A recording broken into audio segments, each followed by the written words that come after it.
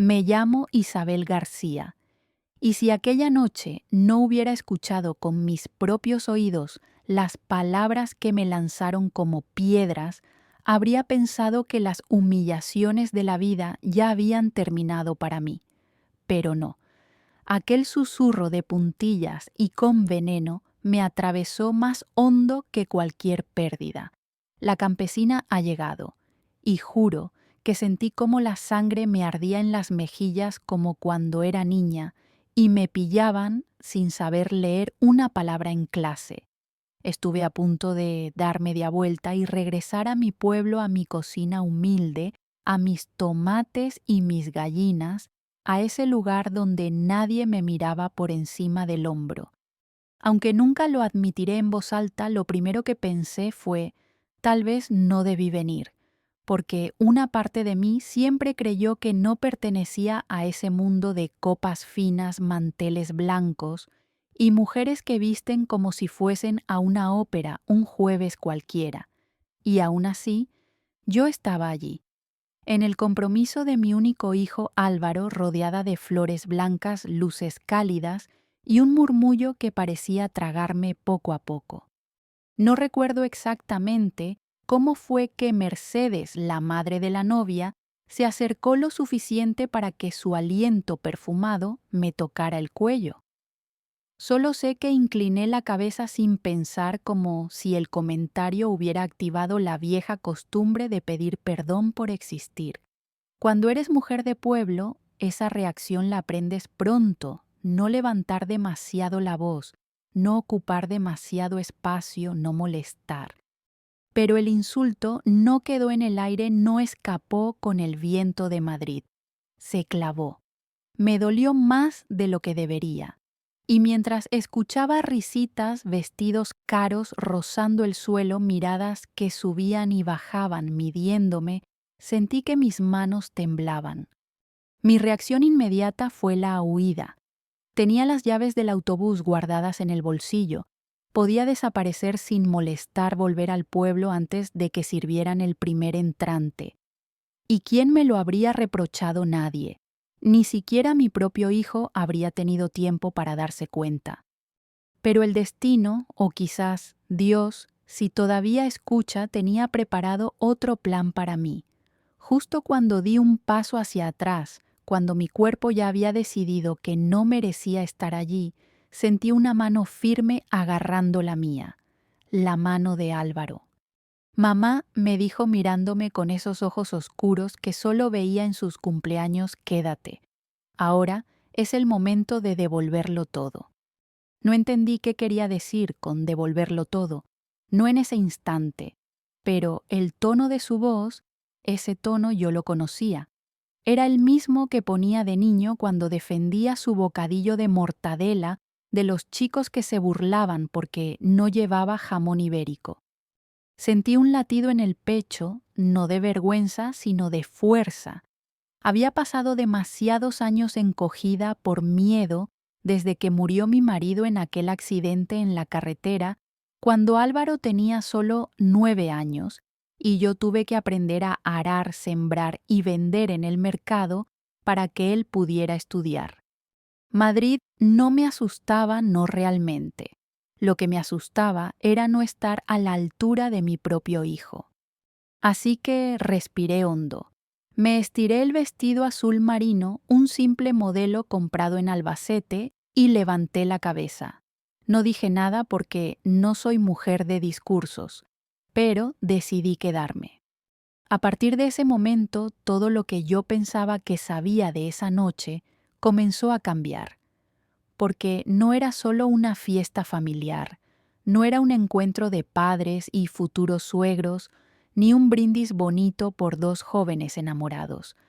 Era, aunque yo no lo supiera todavía, el escenario perfecto para que mi hijo devolviera con elegancia y orgullo cada una de las humillaciones que la vida le había obligado a tragar. Y allí, entre candelabros y mesas redondas, comencé a ver lo que nunca había imaginado: que Álvaro llevaba tiempo planeando algo grande, algo que me incluía a mí y a mis raíces, aunque su nueva familia solo viera tierra seca y manos gastadas. Pero eso vendría después. Esa primera hora fue solo silencio, observación y aguante. Yo recorría el salón respirando despacio, sintiendo que mi alma se hacía más pequeña cada vez que escuchaba un comentario sobre el campo, como si fuese una enfermedad. Aún así me quedé, no porque ellos me lo permitieran, sino porque mi hijo me lo pidió. Y en ese momento entendí que a veces el orgullo no se grita, se sostiene firme, se planta en la tierra, igual que una encina que no se dobla con el viento. Y así comenzó mi noche, la noche en que dejé de esconder mis raíces y acepté que mi historia merecía estar de pie en medio de un salón lleno de desconocidos. No abrí la boca durante un buen rato. Preferí quedarme sentada en una mesa lateral cerca de una columna decorada con rosas blancas, como si ese pequeño rincón pudiera protegerme de las miradas. Y mientras el camarero pasaba con bandejas de croquetas de autor, yo pensaba en las mías esas que hacía en casa los domingos rellenas de sobras del cocido y sin trampa ni cartón. Solo entonces, viendo a la gente tan elegante, empecé a recordar quién había sido yo y qué camino había recorrido para llegar allí. Porque aunque aquella señora creyera que acababa de salir de ordeñar vacas, y si así fuera, no tendría nada de malo, yo había sido mucho más que una campesina. Había sido esposa, madre, mujer que enterró a su marido sin lágrimas para no asustar al niño que tenía colgado del brazo. Mi mente me llevó al día más duro de mi vida. Álvaro tenía 9 años. Su padre había salido temprano a entregar cajas de melones al mercado de Alcázar de San Juan. Yo estaba desgranando judías cuando vino el vecino a darme la noticia. Un camión, una curva mal tomada y silencio. Solo recuerdo caer de rodillas y mirar a mi hijo, que en ese momento jugaba con un balón desinflado. Él levantó la vista, me vio la cara y supo que su vida no volvería a ser igual. Desde ese día me prometí a mí misma que haría lo imposible para que Álvaro no heredara mis límites. Yo sabía leer sí, pero no con la soltura de los maestros. Sabía escribir cartas, pero con faltas. Sabía sumar y restar lo necesario para no fallar en el mercado, pero sabía trabajar y ese sería mi arma. Trabajé en el campo cuando otros dormían. Planté tomates, recogí pimientos, vendí garrafas de aceite naranjas, huevos de gallina. Cargué cajas con manos agrietadas y envié lo que ganaba a la libreta de ahorro, siempre con el mismo propósito: que mi hijo estudiara. Cuando Álvaro empezó el instituto, había días que llegaba agotado del mercado y aún así me sentaba con él mientras hacía deberes. Yo no entendía la mitad de lo que leía, pero le hacía preguntas como si fuera la profesora. Y él, mi niño listo, siempre me decía lo mismo: «Mamá, tú sabes más que cualquiera de ellas». El día que recibió la beca para la universidad en Madrid, sentí orgullo y miedo al mismo tiempo. Orgullo porque lo había conseguido con sus neuronas y mi espalda. Miedo porque intuía que en esa ciudad enorme, llena de gente bien, iban a mirarlo con los mismos ojos que ahora me miraban a mí. Y no me equivoqué. Álvaro empezó a venir a casa con historias sobre profesores que se burlaban del acento manchego, compañeros que se reían de los bocadillos que yo le preparaba cuando venía los fines de semana, comentarios sobre los de pueblo que yo fingía no oír. Pero él resistió. Estudiaba, trabajaba en una librería, daba clases particulares. Y cuando me contaba todo aquello, yo me hacía la fuerte. Le decía que el mundo es así y que hay que aprender a vivir dentro y fuera de él. Pero, por dentro, yo hervía. Una madre puede soportar muchas cosas menos ver a su hijo avergonzado de donde viene. Lo curioso es que nunca me dio señales de estar resentido. Siempre defendió sus raíces con la cabeza bien alta. Yo no podía saber que por dentro estaba preparando una respuesta, una venganza elegante, silenciosa, mucho más fuerte que cualquier grito. Volví al salón del compromiso con la mente en esos recuerdos, y por primera vez aquella noche miré a mi alrededor con otros ojos.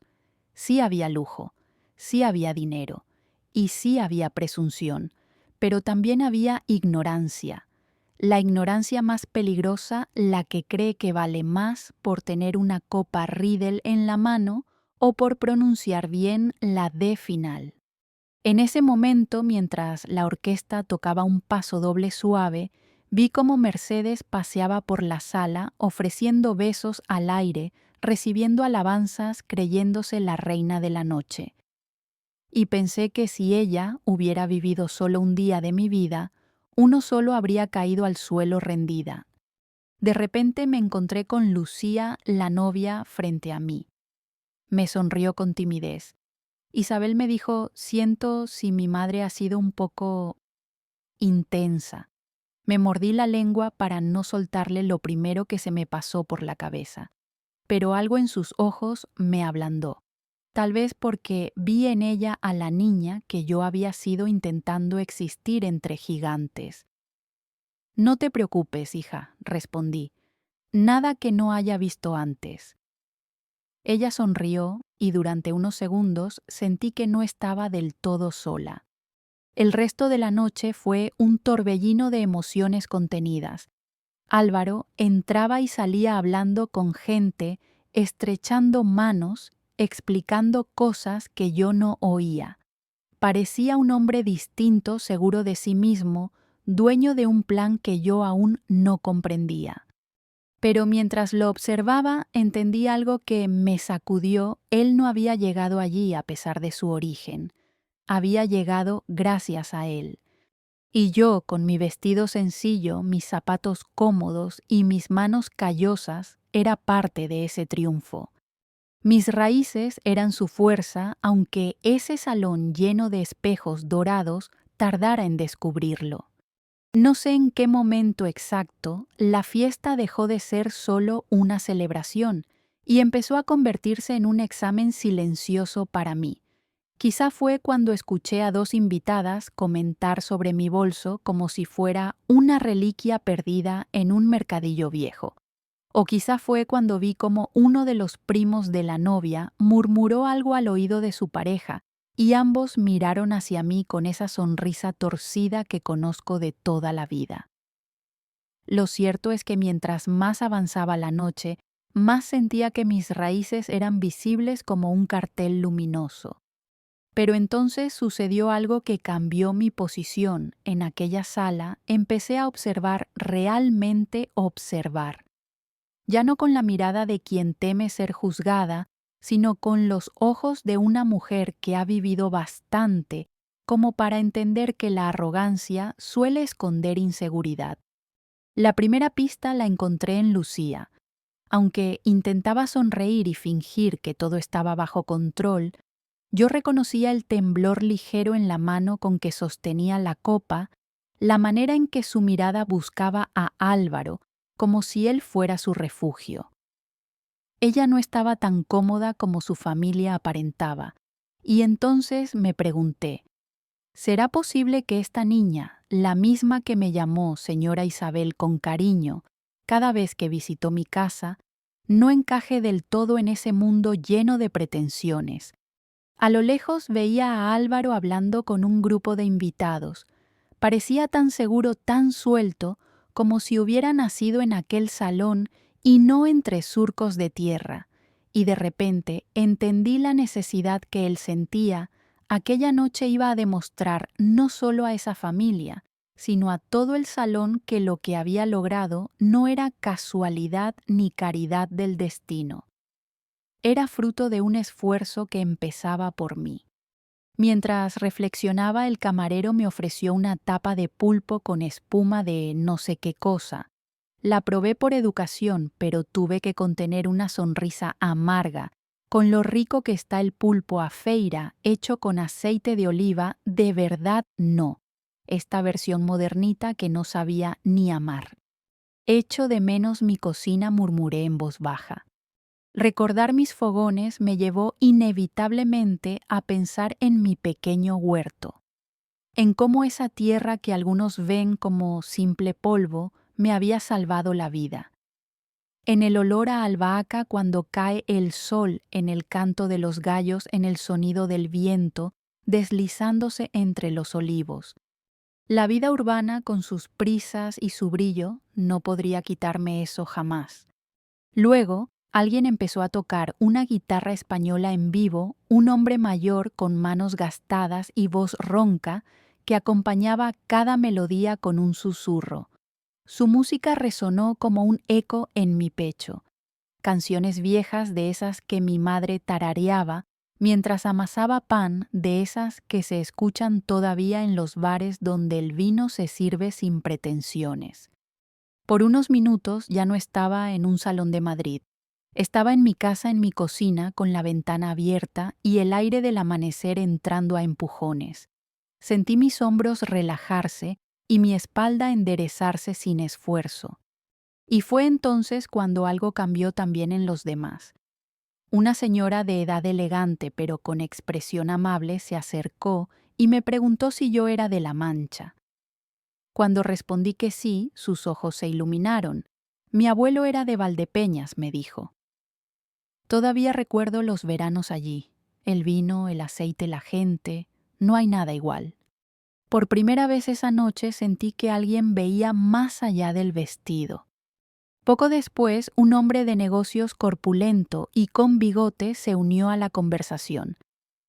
Había escuchado hablar sobre el proyecto en el que estaba trabajando Álvaro y quiso saber más sobre los pequeños productores de la zona.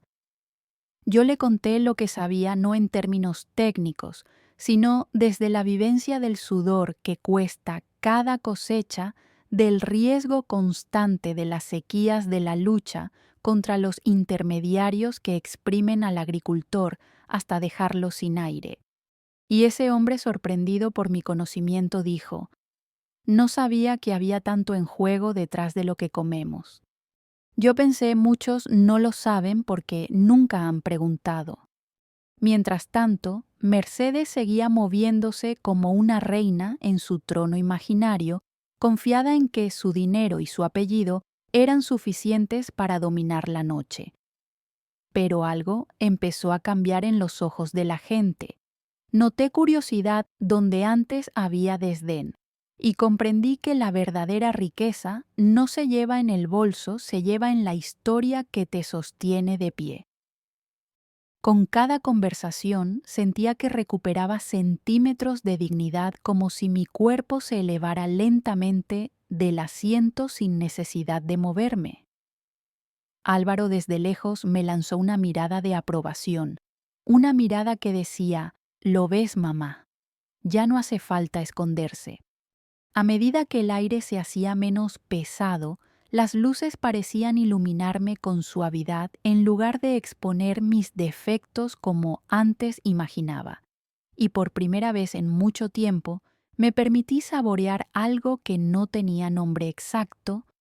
Era orgullo, sí, pero también reconocimiento hacia mí misma. Porque toda mi vida había sentido que el mundo era demasiado grande para mí. Y sin embargo, allí estaba sentada en un salón de Madrid hablando con personas que jamás habrían pisado mi pueblo y de pronto escuchando preguntas genuinas sobre mis gallinas, mis tomates, mi aceite, mi pan. Y pensé, quizás no hacía falta ser menos para que otros fueran más. Pero todavía faltaba lo más importante. El momento que México, que España entera habría querido ver si hubiera estado allí, cuando mi hijo decidió alzar su voz y devolver, como él dijo, todo lo que la vida nos quitó durante años. Cuando las luces del salón bajaron un poco para anunciar el brindis oficial, supe que el momento al que Álvaro se había referido estaba acercándose. Lo vi moverse con la seguridad de un hombre que sabe perfectamente lo que está a punto de hacer. Ese paso firme no era el del niño que corría descalzo entre las tomateras, era el de alguien que había decidido dejar de pedir permiso para existir. La música se apagó y el murmullo general se convirtió en un zum zum de curiosidad. Mercedes caminó al centro del salón con una copa en la mano, sonriendo como si presidiera una gala. Lucía la acompañó algo nerviosa, mordiéndose el labio con ese gesto que yo ya había visto antes, como cuando temía decepcionar a alguien. Queridos amigos, empezó Mercedes, qué alegría compartir esta noche con quienes verdaderamente importan. La palabra verdaderamente cayó como una piedra directa a mis pies. Sentí que algunos invitados miraban a su alrededor para averiguar quiénes pertenecían al círculo dorado y quiénes no. Yo inspiré hondo y mantuve la mirada fija en Álvaro, que estaba esperando su turno. Mercedes siguió hablando durante largos minutos sobre la familia Rojas, sus valores, sus logros, sus aportes a la sociedad madrileña. Yo no escuchaba la mitad. Solo veía a mi hijo apretando ligeramente la mandíbula, una señal inequívoca de que contenía palabras. Finalmente, con ese aire teatral que solo tienen quienes nunca han cargado cajas de fruta al amanecer, Mercedes alzó la copa y declaró: «Brindemos por el futuro, por las oportunidades que se abren para nuestro querido Álvaro al formar parte de nuestra familia». Hubo aplausos y un tintineo de copas, pero antes de que los invitados pudieran dar un sorbo, Álvaro levantó su mano. «Un momento, por favor». Su voz no fue alta, pero tenía la claridad de un río que sabe abrirse paso entre rocas. El silencio fue inmediato. Incluso Mercedes giró la cabeza sorprendida, como si nadie hubiera osado interrumpirla en su vida. Álvaro tomó el micrófono, miró primero a Lucía, luego a mí, y entonces comenzó. «Hoy estoy agradecido», dijo, «no solo por este compromiso, sino porque esta noche marca algo más importante que una celebración familiar». Su mirada recorrió la sala. Yo lo conocía lo suficiente para saber que estaba midiendo las palabras. No buscaba humillar, buscaba dignificar. «Muchos aquí conocen mi trayectoria», continuó, «pero hay algo que quiero que quede muy claro: yo no llegué hasta aquí solo». Hizo una pausa larga, deliberada. Yo sentí que mis manos sudaban. «Vengo de un pueblo de La Mancha», dijo, «donde los amaneceres huelen a tierra y las manos se llenan de callos antes de aprender a sujetar un bolígrafo. Mi madre trabajó sola para sacarme adelante después de perder a mi padre. Ella no tuvo reloj para descansar ni fiesta para celebrar. Su recompensa fue verme avanzar. Algunas personas asintieron, otras guardaron un silencio incómodo. «Nunca he tenido vergüenza de mis orígenes», añadió, «y no permitiré que nadie los desprecie». La frase cayó con el peso justo. No era un grito, era una verdad limpia. «Esta noche quiero compartir algo más», anunció. «Hace meses acepté un puesto como director de proyectos en una empresa de innovación agrícola en Valencia. Una empresa que se ha comprometido a trabajar con pequeños productores y cooperativas de toda España». Hubo un murmullo de sorpresa. Incluso yo abrí los ojos con incredulidad. No sabía nada de aquello. «Eso significa», continuó, «que voy a dedicar mi carrera a conectar la tierra con la mesa, a asegurar que quienes cultivan los alimentos reciban el respeto y el pago que merecen, incluida la gente de mi pueblo». La sala se quedó helada. Sentí como si hubiese entrado aire fresco desde la llanura manchega hasta aquel salón encerrado en pretensiones. Álvaro respiró y añadió con suavidad pero sin temblor: «No busco privilegios, ni nombres, ni apellidos. Solo quiero que nadie vuelva a susurrar que mi madre es menos porque viene de donde viene». Mi corazón golpeaba tan fuerte que creí que todos podrían escucharlo. Entonces giró hacia mí y dijo: «Este logro no es mío, es suyo». Su voz no se quebró, pero la mía sí por dentro. Yo no pude moverme ni un centímetro. Me quedé petrificada entre orgullo-alivio y lágrimas contenidas por costumbre. Los aplausos comenzaron despacio. Primero una persona, luego otra, hasta que el salón entero rompió en un reconocimiento que yo nunca había recibido en toda mi vida. Mercedes permaneció rígida con la copa suspendida en el aire como si no supiera dónde colocarla. Yo sentí que algo invisible se desprendía de mis hombros. No era solo humillación lo que había cargado, era años de silencio, años de creerse, menos años de esconderse. Finalmente, cuando me atreví a mirar al frente, vi a Lucía caminando hacia mí. Me abrazó. «Gracias», susurró, por enseñarle a ser tan valiente. Y fue allí, entre música que volvía a sonar y copas que volvían a chocar, cuando comprendí que Álvaro no había planeado esa noche para vengarse con crueldad. Había planeado devolver dignidad no solo a mí, sino a todos los que, como yo, habían sido invisibles en salones como ese. La fiesta continuó, pero nada era igual. Apenas terminó el discurso de mi hijo, algo imperceptible cambió en el aire. Ya no era yo la extraña, la que sobraba, la que había entrado por la puerta equivocada. Era la madre de Álvaro, y eso de repente parecía tener un peso muy distinto entre aquellas paredes llenas de cuadros dorados y lámparas de cristal. Mucha gente se acercó a él para felicitarle, pero algunos se desviaron hacia mí. Me estrecharon la mano como si la tierra que había trabajado toda mi vida les perteneciera ahora también, aunque fuera por un instante. Me preguntaron por las lluvias en La Mancha, por la vendimia, por el precio del aceite. Las mismas voces que antes cuchicheaban sobre mi vestido, ahora escuchaban con interés cada palabra que salía de mi boca.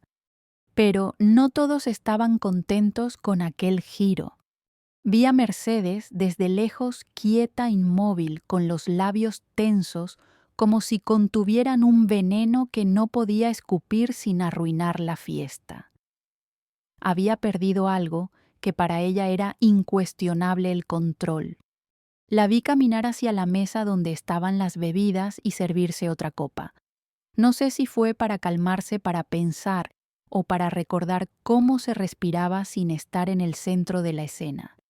Lucía, en cambio, estaba radiante, no porque su familia hubiera quedado expuesta, sino porque se había quitado un peso de encima.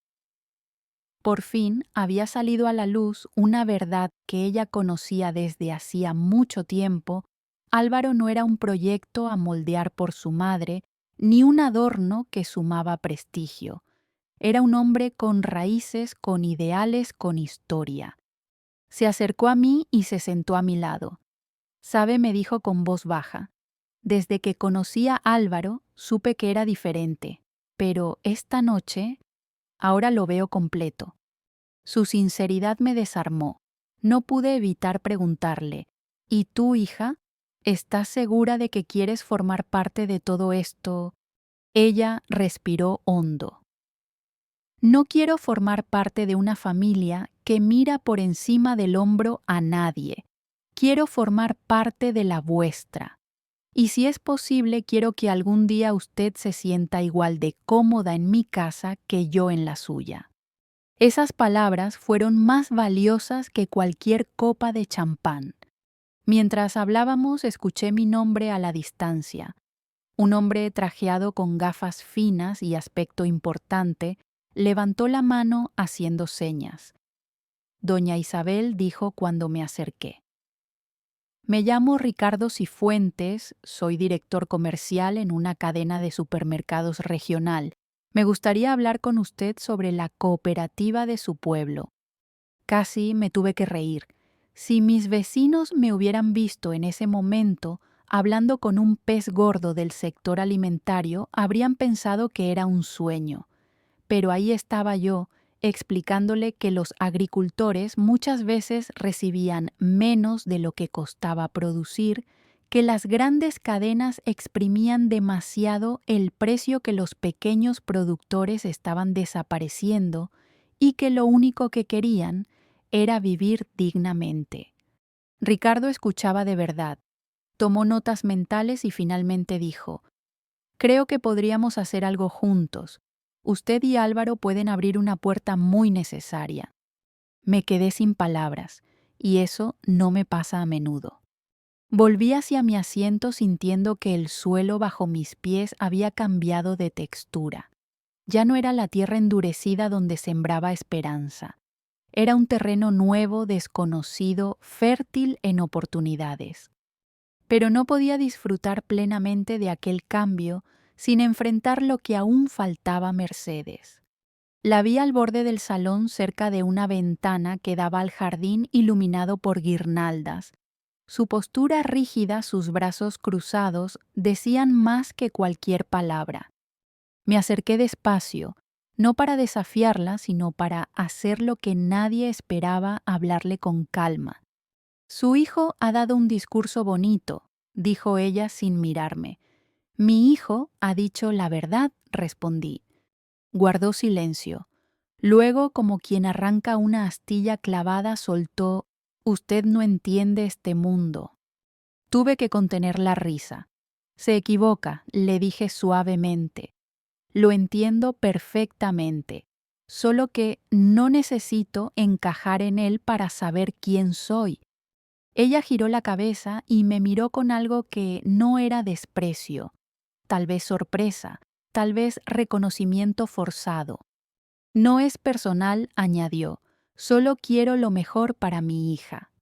Yo también contesté: «Y lo mejor no siempre está en un apellido, ni en una cuenta bancaria, ni en saber qué tenedor usar.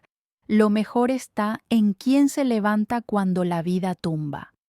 La dureza en su mirada se fisuró, pequeña, casi invisible, pero ahí estaba. «No voy a pedirle que me respete», continué. «Eso vendrá solo con el tiempo. Lo que sí le pido es que respete a su hija. Ella no necesita su mundo perfecto, solo necesita amor». Mercedes bajó la vista. Por primera vez en toda la noche no parecía una reina, parecía humana. Después de un largo silencio me dijo: «Quizá he sido demasiado dura». Y yo respondí: «Quizá todos lo hemos sido alguna vez». No hubo abrazo, ni lágrimas, ni redención completa, pero hubo un resquicio, una grieta por la que tarde o temprano entraría la luz. Cuando regresé hacia el centro del salón, volví a ver a Álvaro. Estaba riendo con Lucía, hablando con amigos, gesticulando con manos que ya no ocultaban ni un milímetro de su origen. Y yo supe en ese instante que mi trabajo como madre estaba hecho. Había criado a un hombre que defendía sin vergüenza quién era y de dónde venía. Un hombre que transformaba humillaciones en oportunidades. Un hombre que no olvidaba las raíces que lo sostenían. Esa noche yo no recuperé nada. Yo gané algo nuevo, un lugar al que siempre había pertenecido, incluso cuando me dijeron que no. Cuando volví a sentarme lo hice de otra manera. No encogida, no en silencio, no con miedo a equivocarme. Me senté como lo hacen las mujeres que han entendido por fin que el respeto que buscan fuera nace primero en su propia espalda. La orquesta empezó a tocar otra pieza suave, algo parecido a un bolero antiguo. Había gente que seguía comentando el discurso de Álvaro. Otros parecían procesar lentamente lo que habían escuchado. Pero yo solo miraba a mi hijo moviéndose entre los invitados, como si su vida entera hubiera cambiado de forma sin que él se despeinara ni un poco. A lo lejos, Mercedes había vuelto a su lugar habitual, rodeada de conocidos, recuperando poco a poco su compostura, aunque sin la suficiencia que había mostrado antes. Ya no miraba a nadie por encima del hombro. Miraba alrededor intentando entender en qué momento había perdido el monopolio de la admiración. Lo que yo no sabía era que aquella noche para Mercedes había sido tan reveladora como para mí. Lucía me lo contaría más tarde en confianza, pero esa es otra parte de la historia. Por ahora, la fiesta retomaba su ritmo y yo empecé a notar que las personas me miraban distinto. No todas, claro. Siempre hay quien se aferra a sus prejuicios como quien agarra un paraguas roto en medio de la tormenta. Pero había una mayoría silenciosa que ahora veía en mí algo más que la madre de pueblo. Una señora de pelo blanco, perfectamente peinado y vestido azul noche, se acercó con paso lento con esa dignidad que solo las mujeres mayores saben llevar. Isabel, ¿verdad?, me preguntó. Sí, señora, respondí. Permítame decirle que lo que ha hecho por su hijo no lo hace cualquiera. Yo levanté a 3, añadió, y sé lo que cuesta. Aquella frase tan sencilla creó un puente que ninguna clase social podía romper. Las madres nos reconocemos entre nosotras, seamos de campo, ciudad o del otro lado del océano.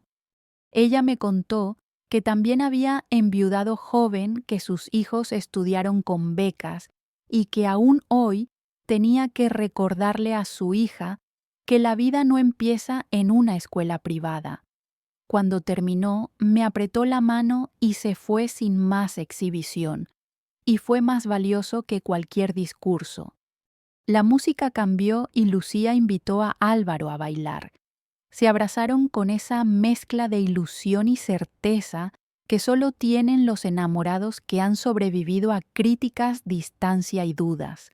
Los observé moverse con una gracia que yo nunca tuve en la pista, pero que disfruté como espectadora. Mientras ellos giraban, sentí un cosquilleo en el estómago, esa sensación casi olvidada de que algo bueno se acerca sin necesidad de gritarlo, y justo entonces alguien anunció que debía tomar la palabra el padre de Lucía, un hombre imponente de voz gruesa y modales más sobrios que los de su esposa. Buenas noches, dijo, y la sala se calló.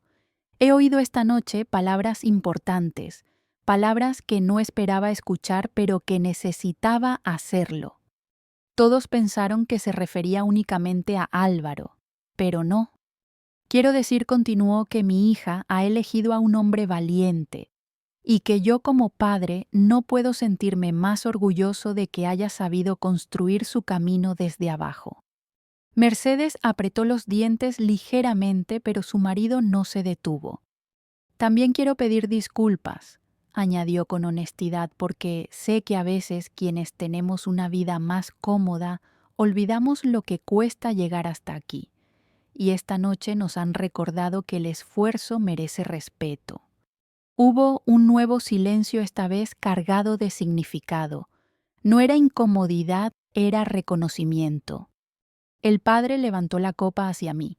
A Isabel dijo que representa lo mejor que puede ofrecer este país: trabajo, sacrificio y corazón. Mi cuerpo tembló entero. Yo abrí la boca para decir algo, pero las palabras se atascaron.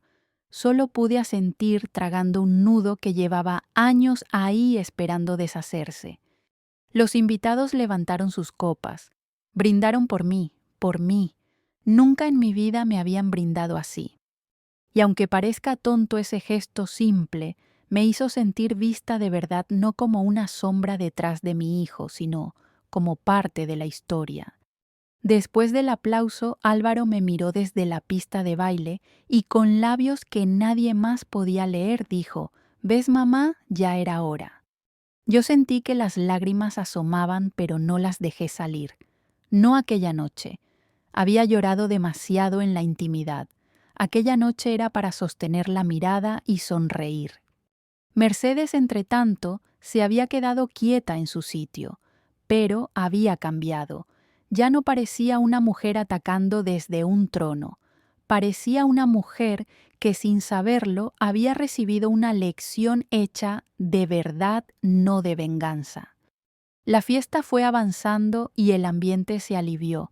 La gente bailaba, reía, compartía historias. El salón, que al principio parecía frío y arrogante, se convirtió en un lugar donde yo también podía existir.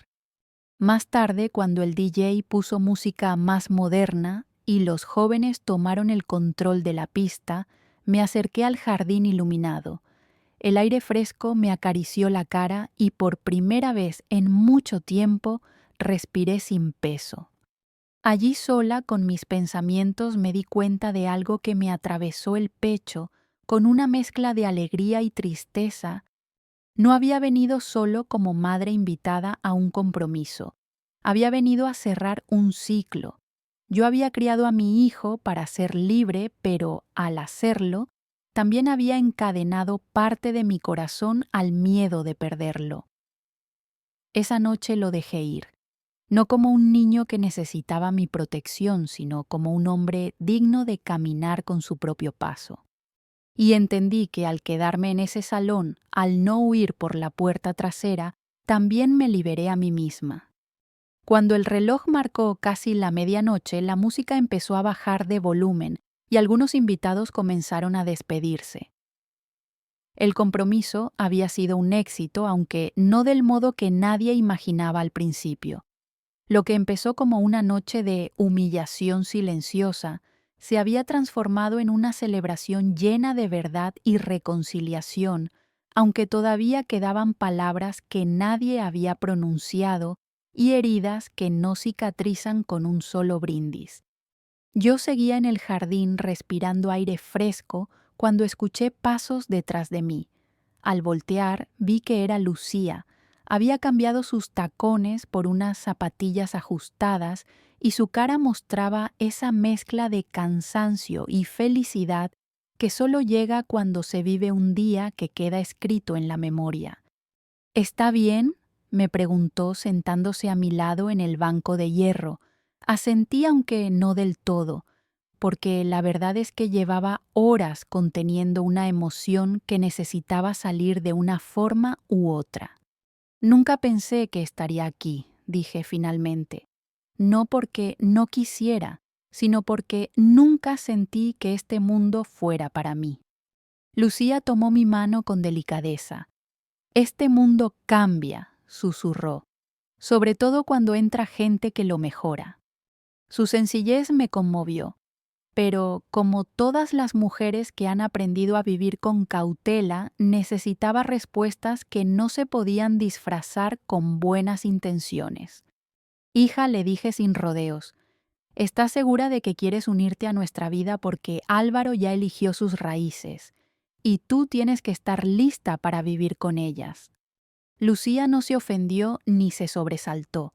Sonrió con esa serenidad que he visto solo en personas que saben muy bien quiénes son. Isabel, yo no quiero alejar a Álvaro de su origen. Lo quiero cerca de eso. Eso es lo que le hace ser quien es. Lo dijo con una firmeza suave, como si fuera una verdad que había guardado durante mucho tiempo. Además, añadió, no quiero vivir en un sitio donde solo importe la apariencia. Quiero poder sentarme en su cocina, comer pan con aceite y mirar un campo sin que nadie me diga que estoy desaprovechando mi vida. Sus palabras fueron como un abrazo sin manos, y entonces, sin buscarlo, solté algo que llevaba años dentro de mí. Tengo miedo de que un día Álvaro cambie. No por mí, sino por lo que la vida le ponga delante. Lucía apretó mi mano un poco más fuerte. Los dos sabemos que no dijo, tu hijo nunca se ha avergonzado de ti, y después de lo que ha dicho esta noche, dudo que alguien se atreva a insinuarlo. Reí, no de burla, sino de alivio, porque sentir que otra persona ve a tu hijo con los mismos ojos orgullosos que tú es uno de los regalos más grandes que una madre puede recibir. Unos minutos después escuchamos pasos nuevos. Era Mercedes. Caminar lento, cabeza ligeramente inclinada como quien carga algo más pesado que el bolso que llevaba. Lucía se levantó de inmediato, quizás, temiendo un enfrentamiento, pero yo levanté una mano para detenerla. Déjala, dije. Si ha venido hasta aquí es por algo. Mercedes se sentó frente a mí sin adornos, sin escolta de admiradores. Tardó unos segundos antes de hablar, y cuando lo hizo su voz no era la misma que al inicio de la noche. Sé que esta noche ha sido incómoda para usted, dijo. No voy a fingir lo contrario. Yo respiré hondo esperando lo inevitable, una justificación, una excusa, una explicación que maquillara el desprecio inicial. Pero, para mi sorpresa, eso no llegó. Quería decirle, continuó, que quizá me equivoqué. Yo no la interrumpí. Aprendí hace mucho que cuando alguien está tragándose su orgullo, es mejor darle espacio. No vengo a pedir perdón, añadió, porque todavía no sé cómo hacerlo bien, pero sí quiero decirle que he visto cosas esta noche, cosas que no esperaba ver. Sus manos nerviosas hablaban por ella, su hija feliz, su entorno, escuchando a un chico de pueblo, gente mirando hacia mí en lugar de solo hacia ella. Yo crecí en un ambiente en el que hizo una pausa, nos enseñaron a mirar hacia arriba, nunca hacia abajo. Y hoy me doy cuenta de que mirar hacia arriba me ha hecho perder de vista lo que había delante. Yo asentí, no necesitaba más. No espero que me crea, dijo finalmente, pero voy a intentar ser mejor suegra de lo que he sido anfitriona esta noche. Y ahí por primera vez la vi humana, con defectos, con miedo, con orgullo, sí, pero también con la posibilidad real de cambiar. Con eso me basta, respondí. Lo demás vendrá con el tiempo. Mercedes levantó la vista y por primera vez en toda la noche yo pude mirarla sin sentirme pequeña. En ese instante, Álvaro apareció en la puerta del jardín.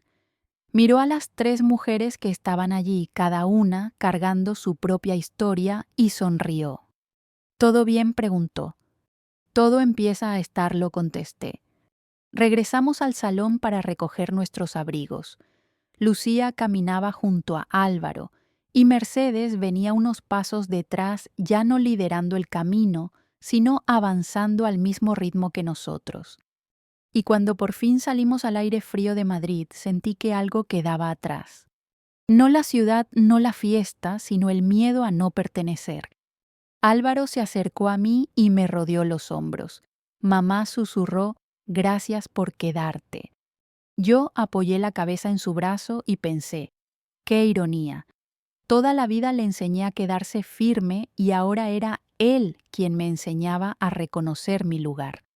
No me hubiera perdido esto por nada, respondí. Y era verdad. Cuando llegamos al coche me volví para mirar la fachada iluminada del salón, no con nostalgia, sino con gratitud. Porque esa noche entendí algo que tardé 63 años en aprender. La dignidad no te la da el lugar donde estás, sino quién eres mientras estás allí.